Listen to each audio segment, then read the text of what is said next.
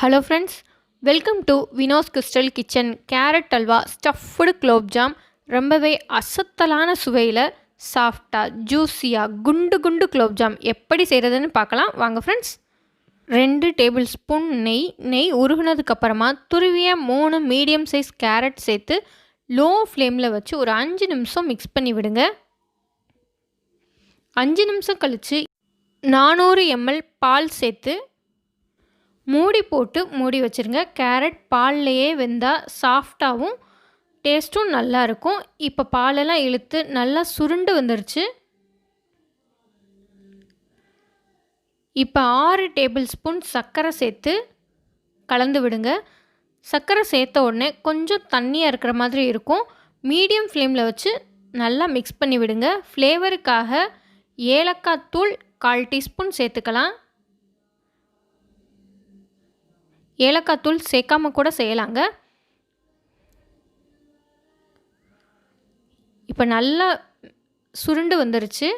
இப்போ தனியாக எடுத்து வச்சுருங்க. 1 ஸ்பூன் நெய், பொடியாக கட் பண்ண முந்திரி பாதாம் சேர்த்து நல்லா மிக்ஸ் பண்ணிக்கோங்க. அப்போ தான் குலோப்ஜாம் சாப்பிடும்போது வாயில் கடிப்படும்போது இன்னும் டேஸ்ட்டாக இருக்கும். கலர் சேஞ்ச் ஆன உடனே நம்ம அல்வாவில் சேர்த்து நல்லா மிக்ஸ் பண்ணிக்கோங்க. சுவையான கேரட் அல்வா ரெடி. நம்ம குலோப்ஜாம் ஸ்டஃப் பண்ணுறதுக்கு கேரட் அல்வா ரெடி ஆயிடுச்சு. இப்போ தனியாக எடுத்து வச்சிடலாம். 1 பாக்கெட் எம்டிஆர் குலோப்ஜாம் சேர்த்து கொஞ்சம் கொஞ்சமாக தண்ணி சேர்த்து மிக்ஸ் பண்ணிக்கோங்க.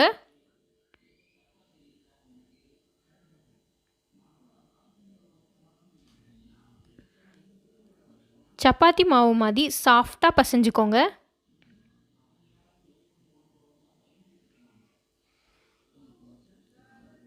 குலோப்ஜாம் மாவு காஞ்சிரும். கொஞ்சமாக நெய் அல்லது ஆயில் தடவிட்டு மூடி போட்டு ஒரு 10 நிமிஷம் மூடி வச்சுருங்க. கேரட் அல்வா நல்லா ஆறிடுச்சு. குட்டி குட்டி உருண்டைகளாக உருட்டி வச்சுக்கோங்க. இதே மாதிரி எல்லா அல்வாவையும் ரெடி பண்ணி வச்சுருங்க. 600 கிராம் சர்க்கரை, 800 ml தண்ணி சேர்த்து ஹை ஃப்ளேமில் வச்சு சர்க்கரை கரையிற வரைக்கும் கைவிடாமல் நல்லா மிக்ஸ் பண்ணி விடுங்க. இப்போ சர்க்கரை நல்லா கரைஞ்சிருச்சு. ஃப்ளேவருக்காக 3 ஏலக்காய் தட்டி சேர்த்துருக்கேன். ஒரு 10 நிமிஷம் நல்லா ஹை ஃப்ளேமில் கொதிக்க விடுங்க. அதுக்குள்ளேயும் நம்ம குலோப்ஜாம் மாவு ரெடி பண்ணிடலாம். கையில் நெய் அல்லது ஆயில் தடவிக்கோங்க. இந்த மாதிரி கொஞ்சம் சிறு உருண்டைகளாக எடுத்து நல்லா ப்ரெஸ் பண்ணி விடுங்க. அப்போ தான் குலோப்ஜாம் ஆயிலில் ஃப்ரை பண்ணும்போது நமக்கு விரிசல் இல்லாமல் கிடைக்கும். இந்த மாதிரி ரெடி பண்ணிவிட்டு நம்ம கேரட் அல்வாவை உள்ளே வச்சு இதே மாதிரி க்ளோஸ் பண்ணிக்கோங்க. இப்போ ரொம்ப அமுத்திடக்கூடாது. லைட்டாக உருண்டைகளாக ரெடி பண்ணி வச்சுக்கோங்க. இதே மாதிரி எல்லா மாவையும் ரெடி பண்ணி வச்சுட்டு 10 நிமிஷம் கழித்து சுகர் சிரப்பை ஆஃப் பண்ணிக்கோங்க. ஏலக்காய்க்கு பதிலாக குங்குமப்பூ கூட சேர்த்துக்கலாம். ஆயில் லைட்டாக ஹீட் ஆனதும் நம்ம ரெடி பண்ண குலோப்ஜாமை ஆயிலில் சேர்த்து லோ ஃப்ளேமில் வச்சு ஃப்ரை பண்ணிக்கோங்க. அடிக்கடி திருப்பி விடுங்க. திருப்பி விடும்போது கொஞ்சம் கவனமாக திருப்பி விடுங்க.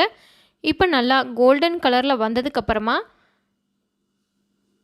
இப்போ நம்ம ஆயிலிருந்து வெளியே எடுத்துடலாம். சூடாக இருக்கும்போதே சுகர் சிரப்பில் சேர்த்துடலாம். இதே மாதிரி எல்லா குலோப்ஜாமையும் ஆயிலில் நல்லா ஃப்ரை பண்ணிவிட்டு சுகர் சிரப்பில் சேர்த்துக்கோங்க. 2 மணி நேரம் நல்லா ஊறினதுக்கப்புறமா குலோப்ஜாமை இப்போ நான் கட் பண்ணி காமிக்கிறேங்க. ரொம்ப சாஃப்டாக ஜூஸியாக டேஸ்டியான கேரட் ஸ்டஃப்டு குலோப்ஜாம் ரெடி. நீங்களும் இந்த ரெசிபியை வீட்டில் ட்ரை பண்ணி பார்த்துட்டு உங்களோட அபிப்பிராயத்தை என்னோட கமெண்ட் பாக்ஸில் தெரிவிங்க. இந்த வீடியோ பிடிச்சிருந்தால் லைக் பண்ணுங்கள், ஷேர் பண்ணுங்கள். மறக்காமல் வினோஸ் கிறிஸ்டல் கிச்சனுக்கு சப்ஸ்கிரைப் பண்ணுங்கள். அடுத்த யூஸ்ஃபுல்லான ரெசிபியோட நான் உங்களை சந்திக்கிறேன். Bye bye friends.